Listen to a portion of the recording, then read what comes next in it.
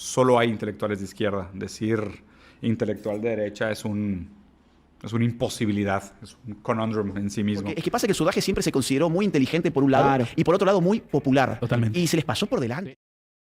¿Por qué no hay intelectuales de derecha? En realidad, esta es una idea que nos vende la izquierda. Y en honor a la verdad, sí los hay, sí los hubo y los seguirá habiendo. Grandes como Chesterton, Montesquieu, Jorge Luis Borges, Edmund Burke, Carl Smith, Alexis de Tocqueville, Roger Scruton, Mario Vargas Llosa. Y la lista es grande. Podría seguir. Pero ¿qué pasa? La izquierda vende la idea de que los intelectuales son solamente de izquierda, porque son ellos los que tienen conciencia de clase. Son seres iluminados, mientras que los de derecha son brutos y no tienen la profundidad mental para entender estos preceptos tan elevados. Sé leer, güey. Me gusta leer y me he dedicado muchos años a investigar sobre política, filosofía, antropología, psicología. Claro que soy izquierda. Déjate que soy izquierda. Claro que soy comunista, güey. Es como que solo hay una cantidad de rigor académico necesario, dedicación y compromiso con una cierta buena intención para el mundo para ser de izquierda. Si no tienes esos mínimos fundamentos, pues sí existe la probabilidad de que seas de otra postura política, pero pues por supuesto, como decía Sartre, ¿no? O sea, solo hay intelectuales de izquierda. Decir intelectual de derecha es una imposibilidad, es un conundrum en sí mismo. Es un completo imbécil. Quiero presentarles este video en el cual Agustín Laje, totalmente basado, tiene una teoría muy interesante sobre este punto. ¿Por qué las facultades de letras, de humanidades en general, están copadas por gente de izquierda? ¿Por qué supuestamente los intelectuales, en su gran mayoría, o el mainstream, son de tendencia izquierdista? Antes de pasar a lo que dijo Laje, quiero presentar un pequeño y breve resumen de lo que dijo Robert Nozick referente a este punto.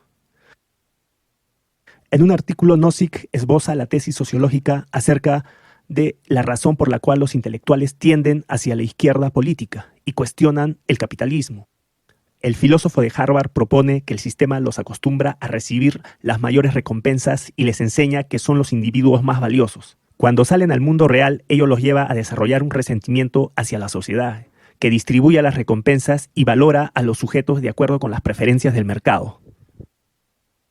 ¿Se acuerdan cuando decían que Milei era consumo irónico? Sí, Qué manera de no verlas, digamos así, ¿no? Sí, sí, Ay, sí. porque es que pasa que el sudage siempre se consideró muy inteligente por un lado Claro. y por otro lado muy popular. Totalmente. Y se les pasó por delante, Sí. que Milei se los estaba comiendo en los debates y se les pasó sin ver que Milei estaba llegando a las clases humildes. Sí. Y ellos seguían apostando a no, es consumo irónico. Mira, esto es consumo Sí, irónico. lo De subestimaron hecho, hasta 2 minutos antes de ser hecho, presidente. de hecho, Agus, así es como surge el término que gratamente se popularizó, intelectuales de Miller.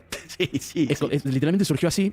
¿Por qué? Porque los zurdos nos acusaban a nosotros de no tener grandes personalidades de la academia, de no tener intelectuales, de no tener gente de las artes, Sí. de no tener gente del cine. El comunicado, ¿te acuerdas que hicieron 200 intelectuales Claro, diciendo por que Milei- supuesto. Todos los intelectuales, los filósofos y todo, ninguno apoyaba a Milei. Entonces, ¿qué fue lo que pasó? Nosotros vimos en redes que de pronto los que apoyaban a Milei era ese laburante que se tomaba el colectivo, el tren en la estación de Constitución todos los días e iba a laburar y cuando le ponían un micrófono de C5N en la boca decía yo banco a Milei. Sí. Ese es nuestro intelectual. Mira, ya has abierto un tema que para mí siempre ha sido fascinante, Sí. porque yo he estado en, digamos, en universidades, no en carreras tipo medicina, arquitectura, ingeniería, aunque hice 3 años ingeniería, sino en ciencia política, y entonces conozco las carreras humanísticas y de ciencias sociales. Vos todo lo que mencionaste recién fue arte, academia, intelectuales, gente de universidad, y mi pregunta siempre fue ¿por qué esa gente suele ser de izquierda? ¿Por qué suelen ser zurdos? En la Facultad de Filosofía y Letras, en las de Ciencia Política y Relaciones Internacionales, la gente del arte, del cine, de la literatura, de la música, ¿por qué? Y acá hay varias respuestas. Hay un factor común. Sí, ¿cuál es? No hay datos duros. No hay datos duros, pero está bien eso. Y hay otro factor común, que es que todas esas carreras no tienen buena salida en el mercado.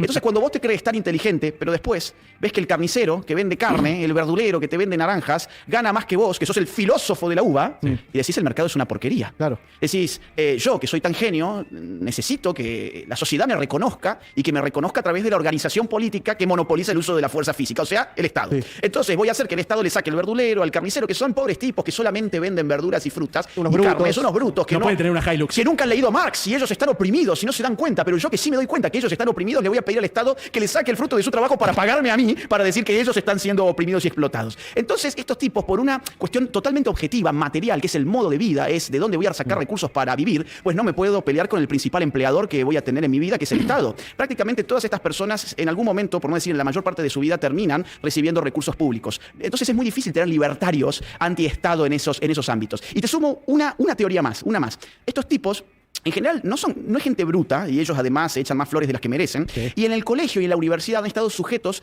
a un orden centralmente planificado. Han estado sujetos a un orden muy transparente, donde uno conocía ciertas normas y sabía cómo podía tener éxito. Es decir, si yo estudio, hago los deberes y me saco buenas notas, pues entonces triunfaré aquí adentro. Y si no hago ese tipo de operaciones, pues fracasaré. Muy simple. Y además hay una autoridad que me premia. Hay una autoridad que es la que me evalúa y que me da el premio, que es la nota. Cuando vos pasás a la gran sociedad, la sociedad no funciona así. En la sociedad vos tenés que estar interpretando normas muy cambiantes, te van a premiar simplemente por satisfacer las necesidades del prójimo en el mercado, y es cosa que ellos no pueden hacer porque lo que ofrecen no tiene mercado. Te lo digo como escritor. Es decir, yo he peleado toda mi vida en un mercado que es muy complicado, porque vender libros no es para todo el mundo. El 99% de los libros fracasa en el mercado, y claro, termina esa gente muy resentida con el mercado y se consuela con el modus vivendi que le puede dar el Estado. No soportan la lógica de pasar de una autoridad que les premie a algo tan impersonal como el mercado de una sociedad abierta. Ese también es un asunto psicológico que estos tipos llevan encima. Sentimiento. ¿Pensás que esto está racionalizado de alguna manera o funciona a nivel inconsciente? Es más inconsciente, es un poquito más inconsciente. Además hay otro análisis más que se me ocurre que podemos hacer. Esta gente que elige esas carreras habitualmente vienen de familias, no en todos los casos, habitualmente vienen de familias que están bien posicionadas económicamente, por eso no tienen la necesidad de salir a buscar una carrera que le pueda dar un futuro mejor. Yo recién te dije, yo estudié 3 años de ingeniería porque yo vengo de una familia con recursos escasos, por lo tanto necesitaba buscar una carrera que me diera de comer. De hecho, cuando yo dejé ingeniería para ir a una ciencia política, el gran asunto de mi familia es ¿y de qué vas a vivir? Entonces, la mayor parte de esta gente que va a estos tipos de carreras, ciencias sociales, humanidades, tiene el asunto asegurado. Y el papá es el que les está bancando la vida. El papá, la mamá les bancan la vida durante toda esa etapa. Entonces, cuando salen a la sociedad, necesitan otro papá que les banque la vida. ¿Quién es ese otro papá? El Estado. Han pasado del papá de carne y hueso al papá burocrático. Pero siempre están bajo una autoridad de la que dependen para subsistir. Son personas que aman la servidumbre porque nunca han conocido la libertad. Me siento sobreescolarizado. Quiero agregar algo a lo que dijo Laje. Es cierto, esta gente por lo general de clase media alta, que en mi país se les llama caviares, tiene la vida ya resuelta y no tienen problemas económicos. Es por eso que se pueden dar el lujo de elegir carreras sin demanda en el mercado laboral, como sociología, arte posmoderno, filosofía, psicoanálisis, danza contemporánea, estudios de género y todo un cúmulo de carreras con nombres pomposos pero con poca inserción en el mercado laboral. Es por eso que buscan copar el Estado a través de la creación de más y más ministerios que básicamente se vuelven agencias de empleo, agrandando insulsamente el gasto público y erosionando las economías. Entonces, una persona normal, común y corriente como la mayoría de nosotros, que no tiene esa gama de privilegios, tiene que ver la forma de sostenerse económicamente.